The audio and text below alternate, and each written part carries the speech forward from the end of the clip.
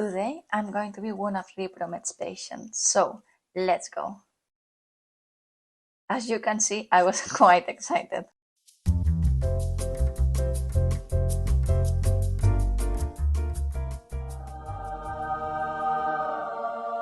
We are here at Repromed. As you can see, the clinic is beautiful after the renovations. They've done a very good job. And this is Grace. She's one of the receptionists and she's lovely. After Grace asked me for my name and date of birth to confirm my appointment, she made the doctor aware that I was here. So I sat down and of course I read some gossip. This is Dr. Florencia. She's one of our fertility specialists. Oh, thank you. I will take a seat. The duration of the initial consultation is 1 hour. So Dr. Florencia first asked me about my medical history, and then she suggested to run a few fertility tests in order to be able to discuss treatment options. The initial consultation is really good, as the doctor also uses some slides. Here, Dr. Florencia was giving me advice on which fertility test should I take. This fertility test can be done before or after the initial consultation.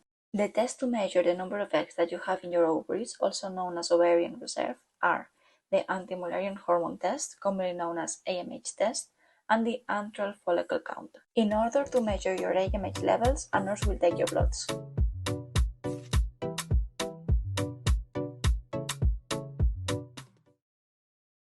As you can see in this graphic, normal levels depend on woman's age. I'm right here between 28 and 29 years old.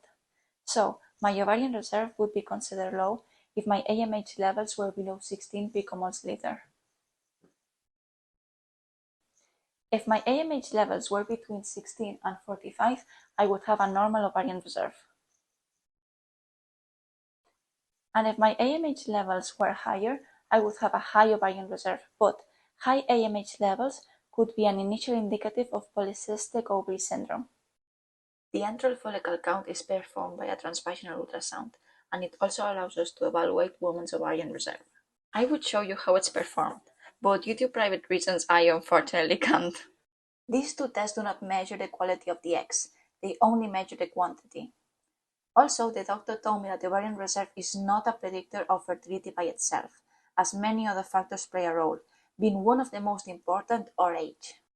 Another fertility test is the fallopian tubes assessment, which is also performed by ultrasound.